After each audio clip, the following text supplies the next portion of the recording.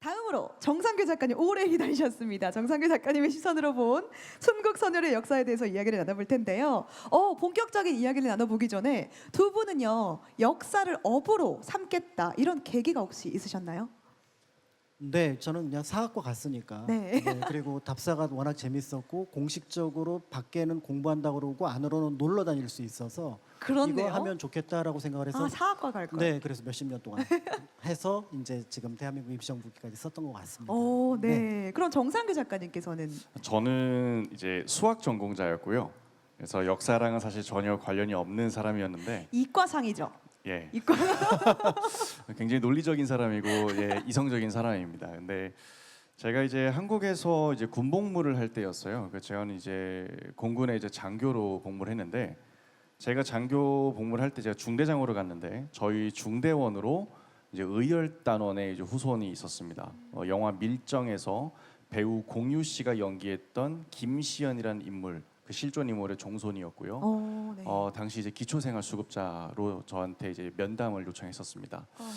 저는 그때 사실 의열단이 뭔지도 몰랐고요. 그리고 이런 여러 가지 역사와 관련된 용어 자체가 저에게 너무나 생소했던 때였어요. 왜냐하면 미국에서 굉장히 오래 살았었고 또 전공도 수학이었고, 근데 이제 군에서 처음 만났던 어떻게 보면 제가 이제 관리를 했던 저희 장병 중에 한 명이 이제 의열단원의 후손이었기 때문에, 그래서 그때 그 친구를 면담하면서 이제 관련된 정보를 처음으로 그때 국가보훈처럼 홈페이지를 들어가 봤어요. 그리고 통계청을 들어가 보고 깨달은 것이 대한민국 전체 독립유공자 중에 약 80% 이상이 기초수급자라는 걸 알게 되었고, 그리고 대다수가 이제 중학교도 졸업하지 못했다는 어떤 그런 통계 자료를 보면서 잘은 모르지만 그때 저한테 들었던 생각이 이건 뭔가 잘못됐다. 분명히 내가 장교 교육대에서 훈련 받을 때는 국가를 위해 희생한 사람을 국가는 절대 잊지 않는다고 했는데 뭔가 갑자기 뒤통수를 맞은 기분이 드는 거예요. 그래서 그때 그 이제 장병을 면담하는 걸 계기로 좀 리서치를 해봤어요. 그랬더니만 이런 사례가 너무나 많았고, 그때 깨달은 것이 교과서에 나오는 인물들은 대다수가 대한민국에서 상당한 인지도를 갖고 기념사업회나 재단이 만들어져 있는데, 교과서에 나와 있지 않은 분들은 대다수가 또 기초수급자로 살고 있다는 드는 통계를 보게 되면서, 이거는 보훈 분야의 홍보의 문제구나, 보훈 분야에서 뭔가 사각지대가 있구나. 그래서 이분들을 홍보하고 알려드리는 뭔가를 만들면 좋지 않을까 해서 당시 이제 독립운동가라는 핸드폰 앱을 이제 개발하게 되었어요. 현역 장교 시절에 그 앱을 만들었고, 그 앱을 만들었을 때 저 때입니다. 그래서 지금 다른 사람인데요. 좀 다른 느낌인데요. 돌아가고 싶진 않습니다. 근데 저 시절에 이제 앱을 만들었을 때 저는 그냥 저기까지가 제가 하는 역할이라고 생각을 했었어요. 근데 이제 군인은 이제 국방부에서 시키면 뭐든 다 해야 되잖아요. 그래서 국방부에서 KBS 광복절 특집 다큐멘터리에 출연하라고 명령을 내려가지고 저는 이제 명령에 따라서 이제 주연으로 출연을 했고요. 근데 그때 그 광복절 특집이 시청률이 매우 높게 나와서 갑자기 전국에서 그리고 심지어 해외에서도 우리 할아버지 할머니가 사실 사람들이 잘 모르는 잊혀진 영웅입니다. 우리 할아버지 할머니를 이 독립운동가 앱에서 홍보해 달라는 그런 편지가 쏟아지기 시작했어요. 그 중엔 70대, 80대 분들도 계셨고 안타깝게도 지금은 돌아가신 분들도 되게 많습니다. 근데 그분들의 편지를 다 받아서 이 내용을 보는데 한 분 한 분의 이야기가 다 너무나 영화 같은 거예요. 근데 이거를 저 혼자만 알고 있어서는 안 될 것 같은 거예요. 그래서 그들의 이야기를 이제 저도 책으로 출간하게 되었고요. 근데 이 책이 나왔을 때 사실 아무도 이 책에 대한 관심이 없을 거라고 생각을 했어요. 그래서 출판사에서도 사실상 거의 처음에 포기했었습니다. 근데 제가 정말 끈질기게 매달려서 책이 나왔는데 참 하늘이 돕는다는 게 그런 것 같아요. 그 책이 나왔을 때 저는 역사 전공자도 아니었고 역사 전문가도 아니었는데 저한테 제보를 했던 분들 있잖아요. 저한테 자기 할아버지 할머니에 대해서 홍보해달라고 하셨던 분들이 제 책을 20권 30권씩 구매하셔서 동네 마을에 아파트 단지 돌리기 시작하시더라고요. 너무 의미 있네요. 내 할아버지가 이 책에 나왔다. 네. 내 할머니가 나왔다. 이제 소원이 내가 이루었다. 갑자기 책이 베스트셀러가 되고, 갑자기 교보문고에서 북콘서트 연락이 오고, 갑자기 이달의 책으로 선정되면서 전국에서 이제 지자체에서 강연을 하게 되고, 그러면서 계속해서 이런 활동을 하게 되었고요. 그러다 보니까 좀 자연스럽게 역사 더 전문가분들하고도 많이 연이 닿아서 팀을 꾸려서 중국이나 러시아, 일본에 가서 독립운동의 조각을 모아서 또 국가보훈처, 당시 국가보훈처에 독립운동가 훈장을 서훈을 신청하는 일까지 이제 하게 되었습니다. 오, 네. 잊혀진 영웅들을 발굴하고 세상에 알린 작가님이야말로 사실 진정한 숨은 영웅이 아닐까 싶은데요. 박수 한번 보내주시기 바랍니다. 너무 감사드립니다, 국민으로서. 그래서 작가님의 이러한 공적으로요, 2018년에는요 보훈문화상 개인 부문 수상까지 하셨다고 하는데요. 사진으로 보시면 늠름하게 서 계십니다. 이때 자랑스러운 모습을 기억을 하시나요? 저에겐 굉장히 좀 씁쓸한 사진인데요. 지금보다 한 5kg가 살이 빠졌을 때라서 만감이 교차하는 사진입니다. 보면서 좀 저 때가 그립기도 하고, 왜냐면 상금이 또 한 1,000만 원 됐어가지고 오, 저같이 이제 활동가였던 사람들에게는 굉장히 또 이 독립운동 관련된 활동을 할 때 큰 돈이잖아요, 그 돈이. 맞아요. 그래서 실제 경비로도 많이 운영비로도 쓰였고, 또 보시다시피 지금하고는 또 외모가 많이 달라서 좀 자극을 받는 또 저 너무 그런 크게 웃었나요? 상처받았습니다. 네, 그런 시기였습니다. 네. 네, 다시 한번 박수 한번 부탁드릴게요. 정말 숨은 영웅 중에 영웅이신데요. 이어서 다른 인물들에 비해서 비교적 덜 알려졌지만 또 숨은 영웅으로 활동한 인물들을 소개를 좀 부탁드릴게요. 제가 오늘 여러분께 어떤 인물들을 좀 소개해드리면 좋을까 고민을 되게 많이 했어요. 그래서 사실 여러 차례 기념관의 이제 담당자분들하고 이제 소통을 많이 했고, 최종적으로 2분을 이제 선정을 했는데 그 2분 중에 한 분을 먼저 좀 소개해드리고자 합니다. 제가 첫 번째로 소개할 인물은 독립운동가 서영애 선생님이고, 저하고 개인적으로도 약간 연결고리가 있으신 분입니다.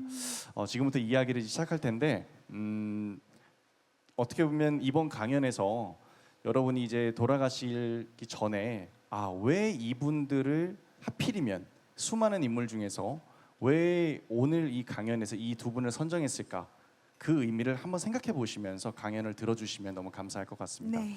설명을 바로 시작하겠습니다. 이제 서영애 선생은 이제 17살에 되게 거국적인 사건을 맞이하게 됩니다. 17살, 어떻게 보면 고등학생이죠. 근데 그때가 1919년 3.1 만세 운동이 일어나게 됩니다. 그래서 그때 서영애 선생도 중국 상해로 넘어가게 돼요. 근데 그곳에서 임정 요원들을 만나는데 임정 요원들 분의 눈에는 너무 어린 아이인 거예요. 그래서 뭔가 한편으로는 반가우면서도 한편으로는 이 아이를 지금 독립운동에 뛰어들게 하는 것은 너무 위험한데, 왜냐면 어떻게 보면 다음 세대잖아요. 근데 이 아이가 지금 이 나이부터 독립운동에 뛰어들다가 죽을 수도 있는데, 이런 것들이 굉장히 좀 2가지 감정이 같이 드셨던 것 같아요. 그래서 그때 미국이냐 아니면 유럽에서의 어떤 외교 독립의 상징인 프랑스냐를 놓고, 처음에 서영애 선생은 이제 미국으로 이제 가는 걸 원했었는데, 당시 이제 파리 위원회에서 활동하셨던 김규식 선생님의 어떤 추천으로 이제 유럽으로 이제 가게 됩니다. 그래서 비공식적으로는 임시정부에서 보낸 최초의 국비 유학생이라고도 이제 불리기도 합니다. 그래서 당시 서영애 선생이 이제 프랑스 파리로 이제 가게 되는데, 정말 놀라운 게 뭐냐면요, 사실 프랑스 파리에서 독립운동을 한다, 언어가 안 통하잖아요. 그나마 이제 당시 조선인들에게 통했던 거는 중국어는 좀 통했습니다. 왜냐면 한자라든지 여러 가지 중국인 마을들이 있었기 때문에요. 근데 불어는 완전 다른 영역인 거예요. 그래서 언어를 제대로 하려면 어릴 때부터 공부를 해야 돼요. 그럼 이걸 어떻게 극복했냐? 서영애 선생이 당시 나이가 이제 20살입니다. 근데 20살의 나이에 서영애 선생이 어떻게 했냐면 초등학교에 입학을 해요. 프랑스 초등학교에 입학해서 11년 과정을 전부 다 밟습니다. 근데 공부에만 올인해서 6년 만에 이 과정을 끝내게 돼요. 그러니까 이때쯤에 이 학교에서 굉장히 서영애 선생님의 인생의 전환점이 되는 사건이 한번 생기는데, 바로 그게 뭐였냐면 역사 선생님이 말실수를 합니다. 근데 그 말실수가 역사 선생님 입장에서 말실수가 아니었어요. 당시 유럽에서는 조선을 진짜로 그렇게 알고 그렇게 강의하는 책이 있었거든요. 뭐였냐면 일본이 식민 지배를 정당화하고 합리화하기 위해서 조선의 역사를 왜곡해 놓은 교과서를 그때 출판을 하고 있었고, 그 교재로 실제 프랑스에서도 강의가 이루어졌던 거예요. 그래서 그 교재를 갖고 설명을 한 거죠. 그때는 이제 서영애가 내용을 듣고 자기가 알고 있는 내용과 다르잖아요. 너무 화가 나서 책상을 뒤엎고 갑자기 화를 팍 내기 시작하는 거예요. 그러니까 평소에 한 번도 그런 모습을 본 적이 없었는데 매번 얌전했던 모범생이었던 서영애가 갑자기 책상을 뒤엎어버리고 이게 이제 교장 선생님 귀에까지 들어가면서 퇴학 처리까지 이제 논의가 돼요. 그러니까 지금으로 따지면 약간 학폭위원회 같은 거잖아요. 아니 그 책상을 엎은 거는 좀 잘못하긴 했는데 근데 핵심은 사실은 이게 잘못 가르치고 있는 거를 제대로 알려달라고 하는 관점이라면 퇴학까지는 조금 무리가 될 것 같은데 서영애 선생님 그 다음에 어떻게 하셨나요? 그러니까 사실 여기서 어떻게 보면 이제 위기는 이제 위험한 기회라고도 하잖아요. 근데 이제 정말 인생에 이런 식으로 전환점이 오고 어떤 선택을 하냐에 따라서 삶이 이렇게 바뀔 수 있구나를 볼 수가 있는 게 뭐냐면 당시 서영애 선생의 평소의 품행을 보고 이제 변호해줬던 이제 선생님이 한 분 계셨어요. 그 선생님이 서영애가 원래 이런 학생이 아닌데 지금 뭔가 억울한 게 있는 것 같다. 자신의 나라에 대해서 얘기할 때 갑자기 눈빛이 바뀌었고 자신의 나라가 지금 사라졌다야. 근데 이 아이의 말도 좀 들어볼 필요가 있지 않겠냐라고 한 거예요. 너무 고마운 분이네요. 너무 네. 그러니까 은사죠 정말로. 네. 그래서 실제로 교장 선생님이 이렇게 얘기를 합니다. 너가 만약에 정말로 억울하면 역사 선생이 정말 잘못된 역사를 가르치는 거라면 너가 그럼 너희 나라 역사를 한번 가르쳐봐라. 너가 한번 강연을 준비해서 한번 해봐라라고 했어요. 사실 교장 선생님이 이 말을 할 때까지만 해도 이 정도 말하면 그냥 죄송합니다 잘못했습니다 하면서 그냥 수그러들 거라고 생각해서 얘기를 한 건데 서영애가 거기서 만약 그랬으면 뭐 이름이 이제 알려지지 않았겠죠. 서영애가 이렇게 얘기합니다. 알겠습니다. 진짜 해요. 준비해 오겠습니다. 그리고 그때부터 준비를 시작합니다. 근데 놀라운 건 뭐냐면 서영애 선생은 단 한 번도 역사를 교육받은 적이 없어요. 몰라요. 근데 어떻게 했을까요? 그 상황에서 역사를 준비해야 돼요. 프랑스 파리에서. 알아보셨겠죠? 네. 그때 임시정부하고 동포사회에 편지를 써요. 와, 네. 내가 지금 이런 상황입니다. 우리 조선의 역사를 알릴 기회가 왔습니다. 자료를 보내주십시오. 그래서 편지를 써요. 그러니까 여기서부터 완전 영화예요. 그래서 그때 자료들을 동포들이 보내주고 임시정부에서 역사 자료를 보내줘요. 그거를 모아서 4개월간 원고를 쓰고요. 2주간 불어로 연습을 합니다. 그리고 교장 선생님과 모든 교사들 앞에서 처음이죠. 아마도 프랑스에서 역사상 처음일 겁니다. 불어로 조선인이 조선의 역사를 강연합니다. 그 강연이 딱 끝났을 때 교장 선생님이 박수를 치면서 이렇게 실제로 이야기합니다. 외국에 나가 있는 프랑스 청년들도 자기 나라에 대해 서영애와 같은 태도를 가져야 할 것이다. 이 말이 지금 말하면서 되게 울컥해요. 죄송합니다. 왜냐하면 그때 이 학생이었던 그 나라를 잃었던 서영애가 어떤 마음으로 이 역사를 강연을 준비했을까? 그리고 그 강연에서 교장 선생님한테 결국 그런 말을 듣고 다시 이제 학교를 계속해서 공부하고 졸업할 수 있게 됐을 때 얼마나 기뻤는지 실제 서영의 평전에 그 글이 나와요. 부산에서 학비를 보내주시던 아버지가 그 아버지의 어떤 그런 편지와 이 어떤 등록금 그 돈을 받았을 때보다도 더 감동스럽고 기쁘다라는 그 기록이 실제 서영의 그 평전에 나와 있어요. 그래서 그때 서영이가 깨닫습니다. 올바른 역사를 알리는 것 그리고 역사의 진실 앞에서 침묵하지 않는 것이 얼마나 중요한 일인가. 그것이 이제 어떻게 보면 외교 독립운동가로서 이제 눈을 뜨기 시작하는 그 계기가 된 거예요. 그 사건이 서영의 인생에서 첫 번째 이제 전환점이 된 겁니다. 네, 그 한 청년의 패기와 노력이 엄청난 나비 효과를 일으켰습니다. 그런데 제가 듣기로는 이 이야기가 작가님의 일화와도 비슷한 부분이 있다고 하는데요. 어떤 이야기일까요? 이게 제가 2022년도였죠. 2022년도에 제가 미국의 이제 하버드 대학교라는 곳에 있었는데 그곳에 공부를 할 때 좀 충격적인 사실을 알게 됐어요. 사실 이거에 대한 좀 자세한 내용은 유튜브에 이제 하버드 역사 왜곡 관련돼서 검색을 하시면 제가 그때 했던 인터뷰라든지 다양한 내용이 있습니다. 그래서 좀 짧게만 말씀을 드리면 하버드 경영대학원에서 그 당시 기준으로 7년 동안 식민지 근대화론이라는 논조로 만들어진 일본 재단의 연구비를 통해서 일본과 중국과 미국인 교수가 공동 저자로 만들었던 한국의 산업발전사라는 논문이 있어요. 이 논문이 하버드 경영대학원 MBA 1학년생들은 반드시 들어야 되는 수업의 필수 교과목이에요.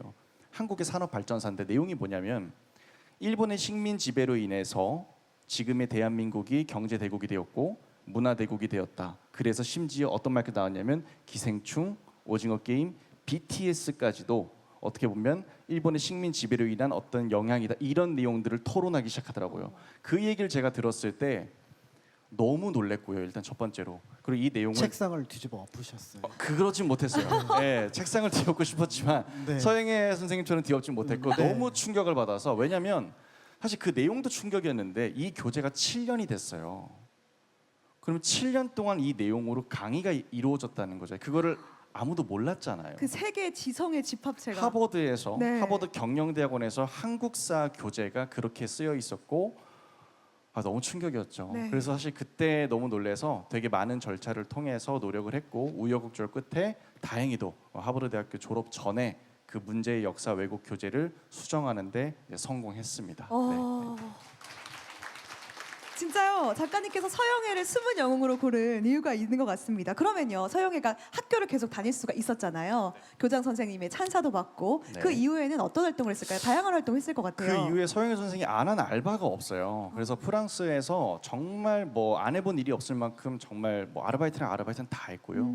그러다가 조금 이제 정착을 했던 게 도서관의 사서로 이제 일을 하게 됐는데 사실 말이 사서지 뭐 어떻게 보면 허드렛 일을 위주로 많이 했고 책 막 나르고 거의 마치 좀 뭐 혼자서 1인 한 5역처럼 당시 그렇게 이제 돈을 버셨는데 그러던 어느 날 또 다시 이 서영애 선생의 심기가 굉장히 불편해지는 사건이 또 일어납니다. 뭐였겠어요? 당연히 조선의 역사를 또 네. 왜곡하는 어떤 기사가 신문에 나왔고 그 내용을 보고는 너무 화가 난 거예요. 당시 왜곡된 내용은 뭐 너무 내용이 길지만 몇 개만 말씀을 드리면 조선은 너무나 미개하다. 너무나 뭐 무식하다. 그리고 조선의 인구도 한 600만밖에 안 된다. 그러니까 어떻게 보면 과거에 좀 특정한 데이터를 가지고 너무나 확증 편향한 해석을 해서 마치 조선 민족 전체는 그러니까 이 식민 지배를 받는 것은 사실 되게 굉장히 어떤 뭐 좋은 일이다. 이런 식의 어떤 논조였던 거예요. 가만히 있을 또 서영애 선생이 아니죠. 네. 당시 한번 그런 경험을 했잖아요. 그래서 그 뒤에 또 글을 씁니다. 반박문을 작성해서 이제 모든 신문사에 이제 원고를 보내는데 다 거절당해요. 그러다가 한 군데서 연락이 딱 오는데 당시 그 기록을 보면 어떤 게 나오냐면 그 신문사의 편집장 입장에서 이 내용이 너무 흥미로웠던 것 같아요. 왜냐하면 나라를 잃은 그러니까 프랑스에서 그 자유를 강조하는 어떤 혁명의 나라 프랑스에서 어떻게 보면 국가를 잃은 그 나라의 유학생이 어떤 역사적 정의와 진실과 관련돼서 펜으로 글로써 뭔가 실시간으로 싸우고 있는 거잖아요. 그리고 분명히 원래 기사에 뭐라고 했죠? 무식하고 어떻게 보면 미개하다고 했잖아요. 근데 어떻게 그 무식하고 미개한 사람이 이렇게 완벽한 불어로 반박문을 작성할 수가 있어요? 뭔가 상황이 묘한 거예요. 그래서 인터뷰를 해요. 인터뷰를 하는데 불어를 너무 잘하는 거예요. 그리고 깜짝 놀라서 그 편집장이 오히려 제안을 해요. 혹시 계속해서 글을 좀 써줄 수 있겠냐? 연재 작가의 기회를 줍니다. 그래서 그때 서영애가 연재 작가가 돼서 처음으로 프랑스 사회에서 이제 기자로 활동을 하게 돼요. 지금으로 따지면 시민 기자 같은 거죠. 그때 깨닫습니다. 언론이야말로 정말 독립운동에서 중요한 역할을 할 수 있겠구나. 내가 드디어 임시정부에서 왔던 내가 드디어 뭔가 어떻게 보면 국가를 위해서 내가 그동안 갈고 닦았던 그 모든 것을 이제야 내가 뭔가 펼칠 수 있겠구나. 기회가 왔구나. 하늘이 나를 돕는구나. 이런 마음으로 또 계속해서 어떻게 저항하고 그 의지를 좀 알릴 수 있었습니다. 그 서영애가 어떤 또 이제 행동을 하기 시작하냐면 자신이 그런 걸 깨달았으면 깨달음으로만 멈추면 안 되잖아요. 그래서 자신의 숙소를 이제 고려통신사라는 이름의 일종의 출판사이자 언론사 사업장으로 만들고 거기서 다양한 칼럼을 연재하고 실제 글을 기고하는데 저 지금 화면에 보이는 이 장소는 이제 2019년도 당시 임시정부 수립 100주년 때 직접 저희 팀이 이제 프랑스에 가서 당시 이제 사진을 찍고 촬영했던 공간인데요. 여기서 나왔던 책 중에 가장 유명한 책이 어느 한국인의 삶이라는 소설입니다. 근데 이 어느 한국인의 삶이 그냥 단순히 우리가 책을 한 권 출간한 정도가 아니라 프랑스 문학계 전체를 뒤흔듭니다. 왜냐하면 이 책은 최초라는 수식어가 너무나 많이 붙어있는 책이었어요. 어느 한국인의 삶의 부제가 한국 역사 소설이거든요. 지금 자료화면 보시면 아시겠지만 가운데 한국 역사 소설이라고 세로로 써 있죠. 내용은 뭐냐면 주인공이 독립운동가예요. 서영애와 같은 청년 독립운동가의 이야기인데 그거를 소설의 형태로 문학 작품으로 너무 무겁지 않게 너무 지루하지 않게 조금은 친근하고 재밌게 문학 작품으로 전달한 거예요. 근데 놀라운 것은 당시 대공황 시기였어요. 그리고 처음으로 한국인이 프랑스에서 불어로 쓴 소설이에요. 한국어로 쓴 거 아니에요. 불어로 썼어요. 근데 1년도 안 돼서 5쇄까지 팔리게 돼요. 말 그대로 정말 대박 중에 대박이 되어서 그때부터 이제 서영이는 또 어떻게 되냐? 그 전에는 언론의 중요성을 깨닫고 또 그 전에는 역사의 중요성을 깨달았는데 이제는 프랑스 사회에서 작가로서 문인으로서 이제 인정받고 당시 유럽에 유명했던 영향력 있는 사람들하고 교류를 하기 시작해요. 이것은 엄청난 인맥이 되기 시작해요. 그 누구도 할 수 없는 일을 이때 서영애는 자신의 친구들과 함께 해낼 수 있는 하나의 씨앗을 이때 심어주게 되는 겁니다. 그래서 이때 이렇게 서영애가 활동을 하면서 좀 자연스럽게 더 이제 유럽에서 활동했던 독립운동가들하고 또 소통하면서 어떤 구심점이 되는 그런 역할을 하신 걸로 이제 전해지고 있습니다. 5쇄를 출간했다는 거는 작가님 어떤 의미예요? 5쇄? 네, 손익분기점을 2번 정도 넘었다. 정확하게 알려주시네요. 볼 수가 1쇄 있습니다. 때 손익분기점. 아 그래요? 5쇄 아무리 모국에 대한 애국심이 있어도 선뜻 행동으로 옮기기가 정말 쉽지 않고 좀 무서웠을 것 같은데 그 용기가 정말 대단하고요. 서영애 그 업적을 세운 후에 어떤 방향으로 길을 갔나요?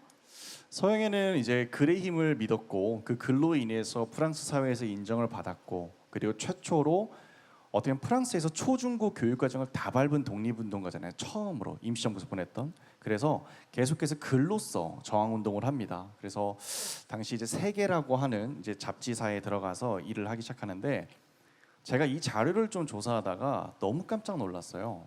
왜냐하면 그 1930년대에 이제 세계라는 잡지사에서 활동을 했는데 당시에 무슨 일이 있었습니까? 1930년도에 이제 32년도로 정확하게 당시 윤봉길 이사가 홍구공원에서 폭탄을 던졌습니다.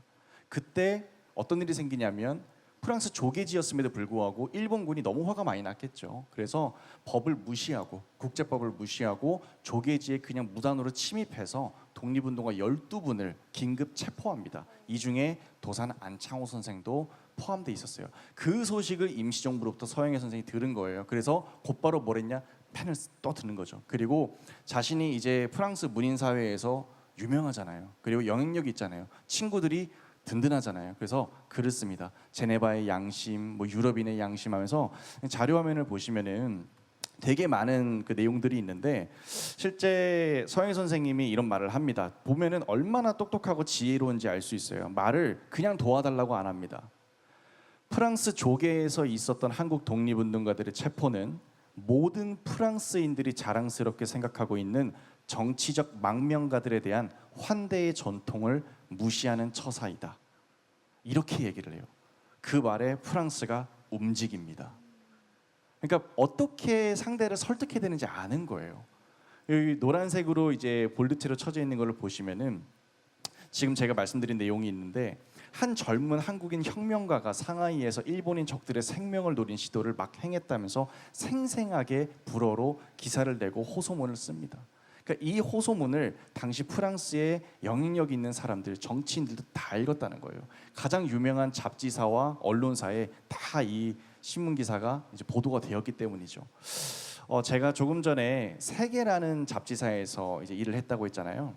이 세계라는 잡지사에서 같이 일했던 인물들이 누가 있을까를 제가 확인해 봤는데 여러분들이 이름만 들으면 다 아는 분들이 여기 있었어요.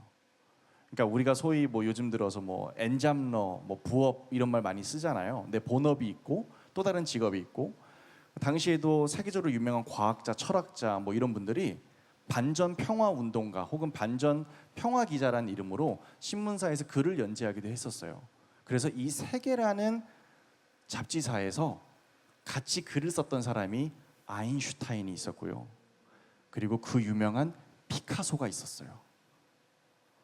그러니까 제가 깜짝 놀랐던 건 뭐냐면 이 사람들하고 함께 글을 썼고 이 사람들이 이 서영의 글을 읽었고 도산 안창호 선생의 해방에 도산 안창호 선생을 석방하는 운동에 이들이 영향력을 미쳤단 말이야.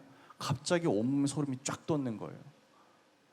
여러분 한번 생각해 보세요. 우리가 아인슈타인 모르지 않잖아요. 피카소 다 들어봤잖아요. 근데 독립운동사에서 아인슈타인과 피카소가 연결이 된다고? 이거는 저에게는 정말 굉장히 좀 자극을 받았고, 저 같은 사람들은 이런 걸 보면은 머릿속에서 그림이 그려지거든요. 왠지 언젠가 드라마나 영화에서 이런 것들이 소재로도 활용되지 않을까.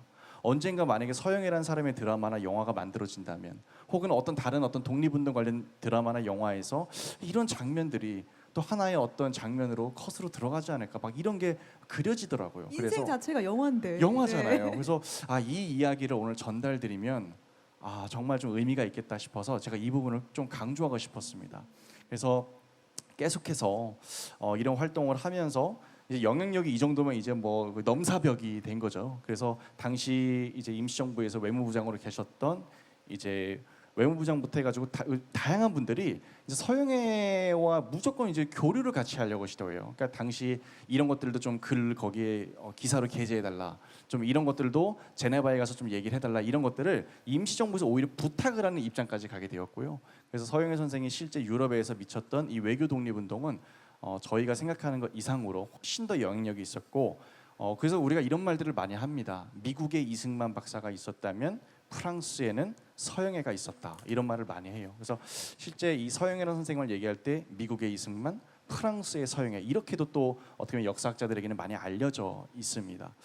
그래서 당시 이렇게 계속해서 활동을 하면서 이제 서영애 선생님 활동을 하는데, 개인적으로는 좀 이분의 좀 마지막 생애가 또 좀 모든 분들이 좀 그런 것 같아요. 너무나 감동적인 서사가 있지만 마지막은 너무나 좀 쓸쓸합니다. 그래서 서영애 선생 역시 굉장히 쓸쓸한 또 어떻게 보면 마지막을 이제 장식하셔서, 개인적으로 좀 아까 전에 이제 작가님께서 말씀하셨던 위대하지만, 그러니까 미완성이지만 위대하다란 말이 저는 계속 관통되는 것 같아요.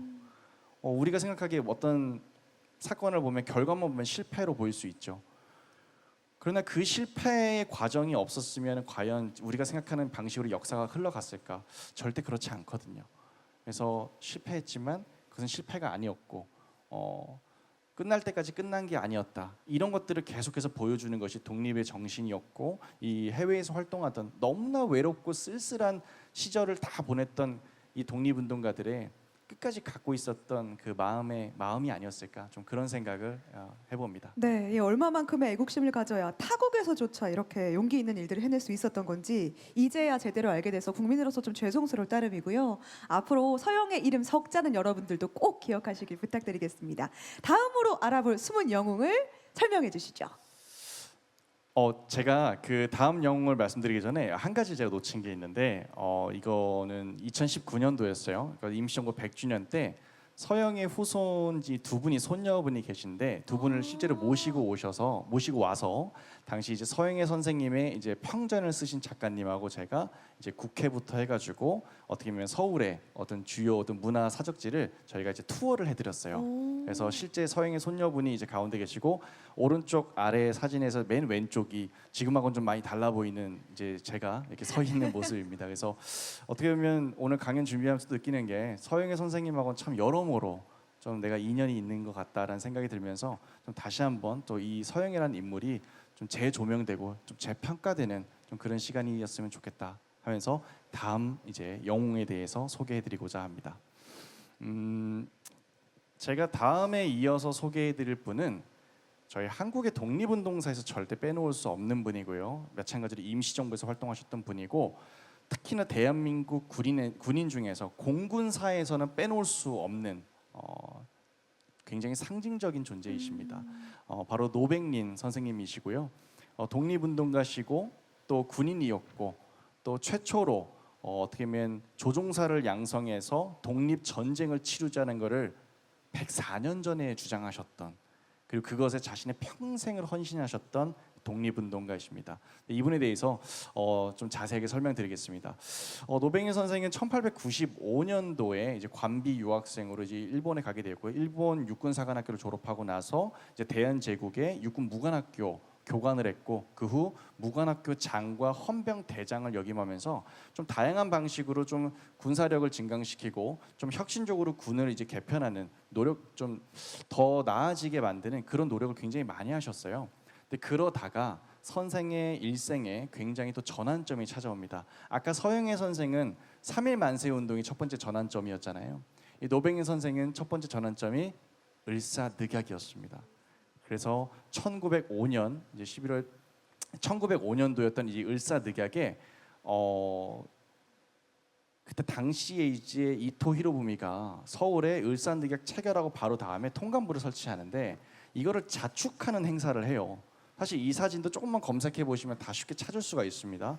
이토 히로부미와 함께 을사오적이라 불리는 이완용과 여러 인물들이 같이 그 앞에서 사진을 찍고 있는데 이 사진을 찍고 나서 만찬에 초대가 돼요. 노백민 선생도. 근데 거기에 가니까 그 자리에 이제 이완용과 송병준 등 이제 우리가 을사오적이라 불리는 인물들이 있는 거예요. 근데 일화에 따르면 이 노백민 선생이 그들을 보자마자 워리워리라고 불렀습니다. 여러분 워리워리가 뭔지 아세요? 강아지, 그러니까 개 취급하는 거예요. 그래서 약간 일본 말로 워리워리가 약간 우리 표현을 하면은 막 이러는 거예요. 거의 그런 식으로 모멸감을 주는 상대방에게 쪼쪼쪼 하는 거예요. 그러니까 그것이 어떤 의미인지 알았던 당시 그 장면을 본 일본군 사령관이었던 하사가와 요세미치 사령관이 이제 바로 어떻게 보면 실제 말로 맞짱을 뜨는 상황이 돼버린 거죠. 그래서 바로 칼을 뽑아서 달려듭니다. 그래서 똑같이 노백린 이제 장군도 칼을 뽑아요. 그러니까 정말 일촉즉발의 상황에서 만약 거기서 아무도 안 말렸으면 또 역사가 어떻게 흘러갔을지 모릅니다. 근데 정말 또 드라마틱하게 그걸 이토 히로부미가 딱 막습니다. 그래서 급히 중재를 하면서 이제 무마가 됐던 그 사건이 있었고, 근데 그 이후에 참 역사가 참 아이러니한 것은 이제 을사늑약 이후에 사실 이제 교과서나 이런 걸 보면 굉장히 저희 구한말의 우리 조선의 왕들과 왕족들과 귀족들이 굉장히 무능했다는 것으로 많이 나오잖아요. 그런데 생각보다 실제로 그렇게까지 무능하지는 않았습니다. 당시 역사적 상황을 보면 굉장히 무능하게 보일 수밖에 없어요. 하지만 그 안에서도 끝까지 포기하지 않았다는 증거들이 무엇이냐면 바로 헤이그 특사일 겁니다. 그래서 헤이그 특사 사건 이후에 이제 어떻게 보면 고종 황제가 강제로 폐위가 되었고 그때 이제 군대가 강제로 해산이 당하죠. 그때 이제 해산이 당하면서 노백린 장군이 이제 다시 자신의 고향으로 돌아오게 되는데 이때 고향으로 돌아오면서 포기하지 않고 당시 독립운동가 안창호 선생과 이제 전덕기 목사님과 양기탁 선생님 등과 함께 신민회라는 독립운동 단체를 조직해요. 그러니까 신민회 많이 들어보셨죠? 근데 또 막상 신민회가 뭐냐고 물어보시면 바로 딱 정의를 잘 못하세요. 딱 두 가지만 기억하시면 됩니다. 교육과 출판을 통해서 애국 계몽 운동을 했고요. 이것만 하지 않고 동시에 독립군을 양성해야 된다고 해서 국외에서 해외 독립군 양성에 힘쓰는 노력을 어떻게 보면 전방위적으로 했던 New People's Association이에요. 새로운 사람들이라는 거예요. 그런 의미로 신민회란 단체를 조직합니다. 그때 만들었던 그 신민회에 어떻게 보면 발기인 중에 한 명이었어요. 그래서 군복은 벗었지만 어떻게 보면 군복을 벗었기 때문에 더 자유롭게 독립운동가로서 또 활동을 시작할 수 있다 해서 포기하지 않는 거예요. 그러니까 어떻게 보면 다 비슷한 결들이 있어요. 어떤 위기가 닥쳤을 때 하고 주저앉는 게 아니라 그 순간에 이것이 또 다른 기회다 생각해서 내가 군복을 이제 벗었구나.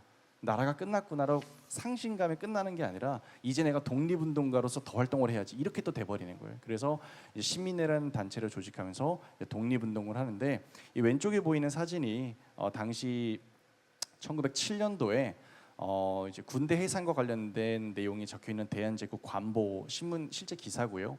이제 오른쪽은 이제 군대 해산 직후에 이제 노백린 장군이 군복을 벗고 이제 고향 해주로 가는 이제 장면입니다. 그래서 이렇게 돌아가셔서 이제 말씀드린 것처럼 이제 신민회를 조직하고 이제 본격적으로 좀 독립운동에 뛰어들게 됩니다. 근데 이제 사실 선생이 이제 미국으로 좀 이제 떠나서 활동도 되게 많이 하는데 그 부분 관련돼서도 좀 자세하게 좀 뒤에서 좀 설명을 드리도록 하겠습니다. 네. 고맙습니다. 여기서 잠깐 퀴즈를 하나 낼 텐데 을사늑약을 많이 말씀을 하셨는데 여러분들 혹시 아시는 분 있으면 손을 들어. 네, 크게 말씀해 주세요.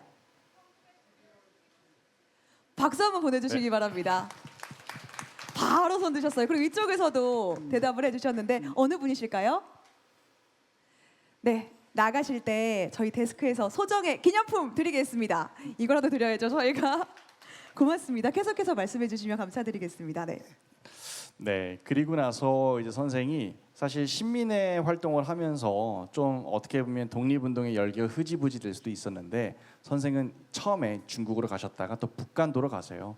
그래서 북간도에서도 이제 독립군을 양성하려고 했지만 이제 자금의 어떤 조달 문제로 인해서 북간도에서의 어떤 독립군 양성은 실패하시고 이제 미국으로 가게 되는데 사실 미국으로 가게 된 이유가 있어요. 당시 하와이에서 독립운동가 박용만이라는 분이 대조선 국민단이라는 단체를 만드세요. 그래서 그 소식을 듣고 아 내가 하와이에 가서 이 박용만이라는 독립운동가와 함께 힘을 합쳐서 내가 독립군을 양성해야겠다 해서 이제 하와이로 넘어가게 됩니다. 그래서 하와이에서 이 대조선 국민단의 어떤 별동대 주임으로 이제 활동을 하게 되면서 본격적으로 독립군을 양성하는데 사실 뭔가 좀 이상하지 않으신가요?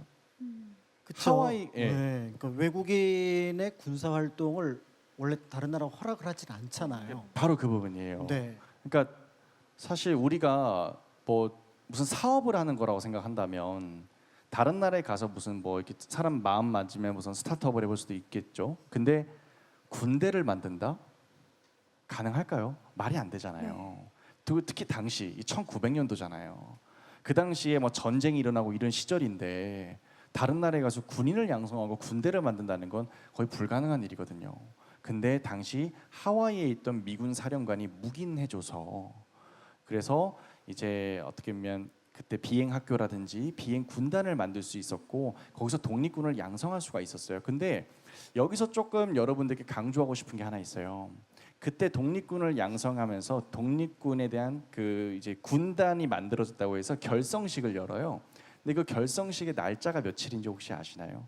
아까보다 훨씬 어려운 질문인데 이거 맞추시면 제가 보기엔 전혀 미동이 없으신데요. 최소 사학과 네, 독립운동사 전공자이신데 가만히 계셔야 됩니다, 작가님.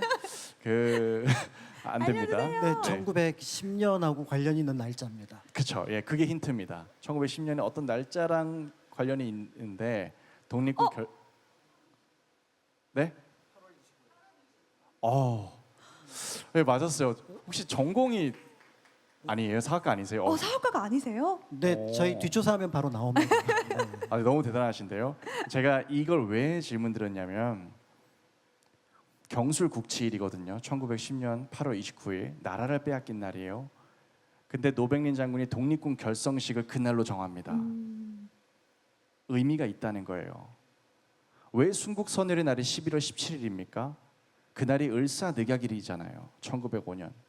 의미가 있다는 거예요. 왜 1919년 3월 1일 민족 대표가 태화관에서 만세를 외쳤습니까? 그 태화관이 이완용의 건물이에요.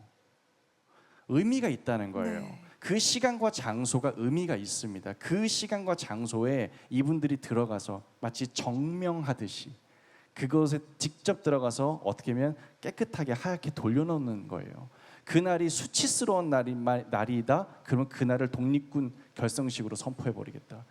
우리나라의 어떤 민족의 아픔에 외교권이 박탈당한 날이다. 순국 선열의 날로 정해버리겠다. 그게 독립운동가들의 정신이에요. 그러니까 날짜가 장소가 그냥 정해진 게 아니에요. 다 그런 고민을 하면서 정해진 겁니다. 그리고 제가 여기서 하나 좀 더 강조드리고 싶은 게 사실 저도 그렇게 얘기했지만 교과서에 뭐 한국사 검정 능력 시험에 한 줄로 써 있습니다. 하와이에서 미군 사령관이 승인해줘서 독립군 양성할 수 있었다. 근데 여러분 사실 생각해 보세요. 얼마나 많은 사람들이 노력했고 얼마나 많은 사람들이 부탁하고 정말 선물 주고 정말 로비하고 대화해서 묵인해 줬을까요? 얼마나 많은 그 지역에 있는 하와이 이민 1세대 그 지역의 이민자로 처음으로 미국에 갔던 하와이에 갔던 사람들이 얼마나 물심양면으로 도왔을까요? 이 독립군 결성식이 선포됐을 때 한인 그곳에 있는 한인 1세대 분들과 독립운동가들이 얼마나 아이처럼 기뻐서 방방 뛰어다녔을까? 그걸 한번 상상해 보자는 거예요. 이렇게 되면 역사는 지식이 아니라 여러분들에게 기억으로 들어가요. 네. 이렇게 되면 이것은 여러분 잊지 않습니다. 그때 독립운동가들 하와이에서 그 독립군단 아까 전에 작가님도 말씀하셨지만 우리는 이미 역사를 이제 후손들이기 때문에 알잖아요. 실패라고 누군가 말하죠. 근데 여러분 이 과정들 하나씩 보십시오. 이걸 어떻게 실패라는 두 단어로 그렇게 쉽게 얘기하고 넘어갈 수 있겠습니까? 어떻게 하와이에 있는 미군 사령관이 그냥 무기는 줬다 이걸로 그냥 넘어갈 수 있겠습니까? 이 하나만으로도 영화 한 편이 나올 수 있어요.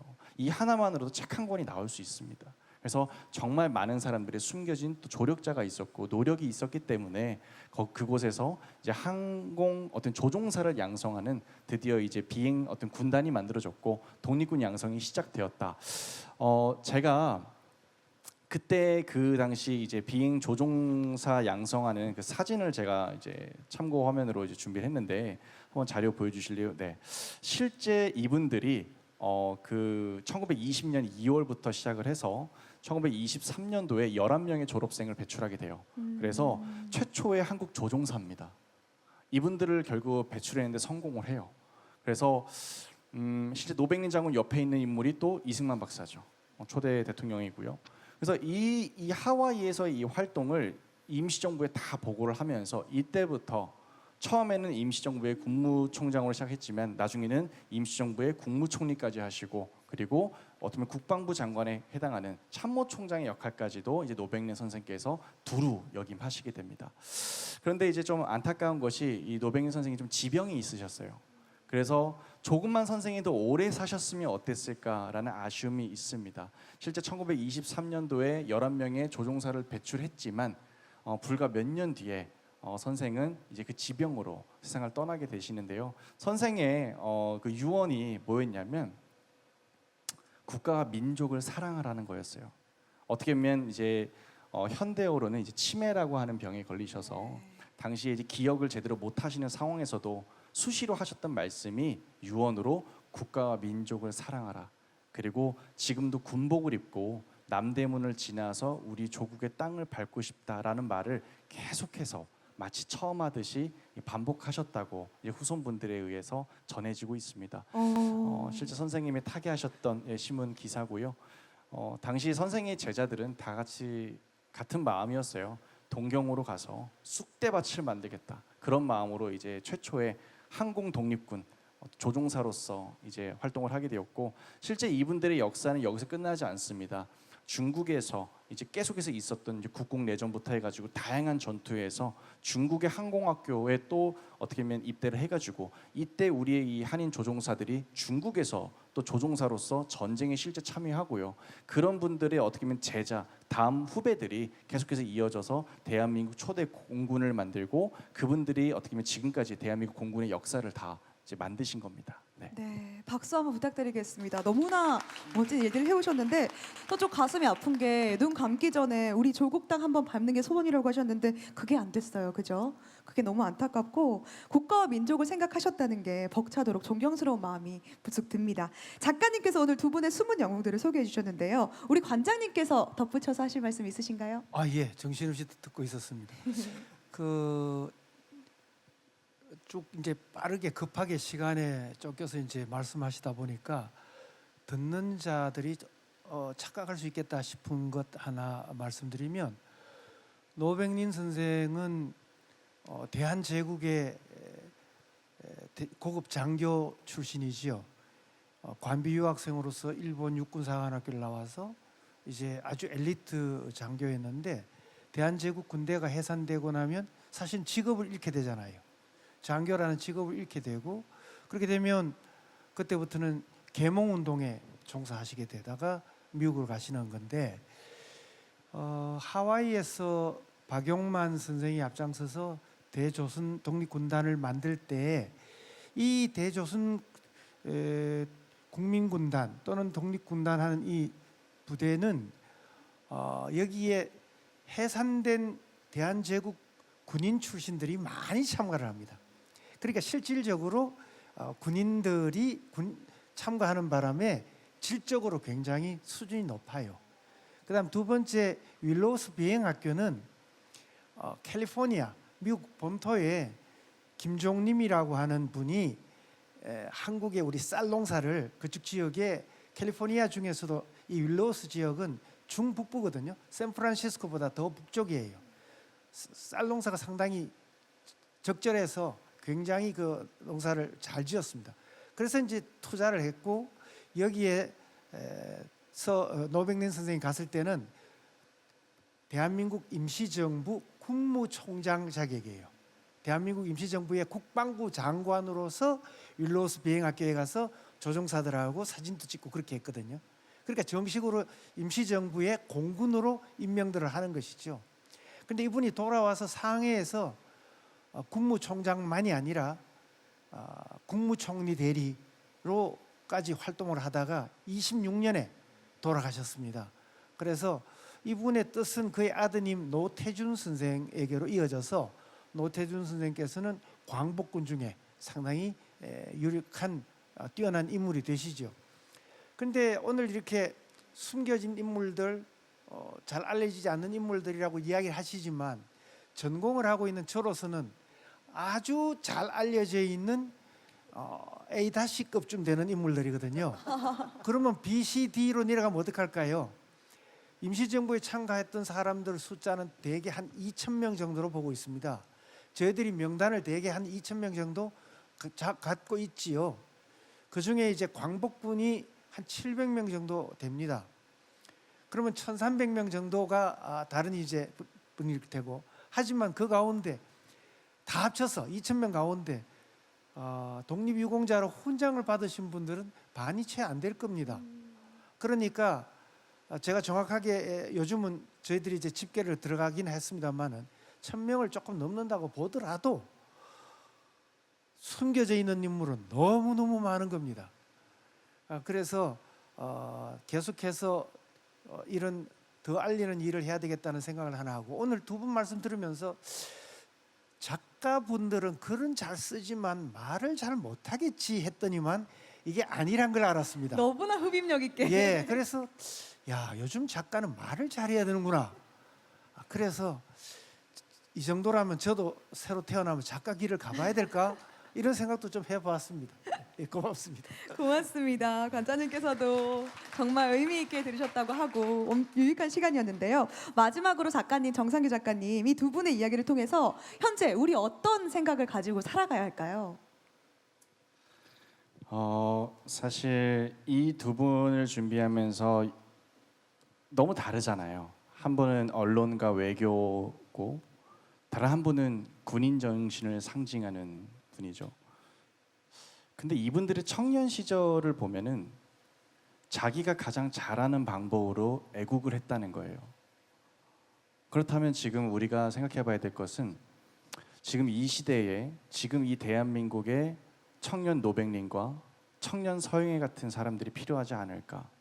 각자 자기 분야에서 자기의 달란트를 가지고 최선을 다해 살아가는 것이 애국이라는 것을 깨닫고 정말 내가 하고 있는 이 노력과 모든 일체 행동들이 나의 이익만을 위한 것이 아니라 국가의 이익에도 병치가 되는 활동이라는 것을 좀 인지하면서 우리가 살아가는 것이 이분들이 원했던 독립된 세상이 아니었을까라는 생각을 굉장히 많이 해요. 그리고 이분들이 청년 시절에 했던 그 위기 속에서의 선택들, 그 선택들에 저는 굉장히 방점을 찍거든요. 제가 예전에 윤봉길 의사가 이제 서거 전에 남기셨던 편지가 있습니다. 근데 그 편지에 보면 자기 아내에게 쓴 편지도 있지만 동포들에게 쓴 편지가 따로 있어요. 근데 그 동포들에게 쓴 편지에 보면 뭐라고 시작을 하냐면 살고 싶은 것이 인정입니다라고 써 있어요. 살고 싶습니다. 죽고 싶지 않다는 거예요. 제가 그걸 보고 사실 그때 군복을 입고 있을 때였는데 엄청 울었어요. 왜 울었을까요? 저는 독립운동가 분들이 저하고는 굉장히 좀 다른 분들이라 생각했어요. 타고난 사람들, 원래부터 되게 용기 있는 사람들, 원래 대장부들 막 이런 사람들이라 생각했어요. 근데 그걸 편지를 딱 보는 순간 이분들도 무서웠구나. 이들도 두려웠구나. 생각해보니까 너무 당연한 거예요. 두려움이 없는데 용기라는 말이 성립이 될까요? 두려움이 없으면 그건 용기가 아니잖아요. 두렵지만 그럼에도 불구하고 그것에 어떻게 보면 자신의 삶을 걸어보고 그것에 자신의 모든 걸 던졌던 사람들인 거잖아요. 그래서 그렇다면 그들이 위대한 영웅으로 기억된 것은 어떠한 위기가 닥쳤을 때 어떤 선택을 하냐에 따라서 그들이 위대한 영웅이 된 거라면 우리도 인생을 살면서 위기가 닥쳤을 때 우리가 어떠한 선택을 하냐에 따라서 우리가 다음 세대의 영웅으로 기억될 수도 있겠구나라는 생각이 들더라고요. 그래서 이 두 청년 독립운동가의 어떤 삶, 그들의 청년 시절의 선택을 우리가 한번 기억해 보면서 정말 그 시절의 시대 정신과 지금 우리에게 남은 숙제는 무엇인지 이런 것들 한번 생각해 보면서 오늘 서두에 말씀드렸던 왜 이 두 분을 제가 강연의 어떤 주제로 삼았는지 한번 생각해 보시면서 돌아가시면 너무 좋을 것 같습니다. 감사합니다. 네, 너무 고맙습니다. 사실 지금은 평시를 살아가는 평범한 청년의 모습이지만 지금의 우리도 역사의 물줄기를 바꾸는 힘을 가진 숨은 영웅일 수도 있겠다, 그런 선택을 하자는 생각이 들고요. 여러분들도 오늘 하루라도 이 조국을 떠나서 나라를 위해서 목숨 걸고 싸웠지만 이름 한 줄 제대로 남기지 못한 정말 수많은 독립운동가들, 그분들께 감사와 존경의 박수 한 번 더 보내주시기 바랍니다. 너무 감사드리고 네, 존경합니다.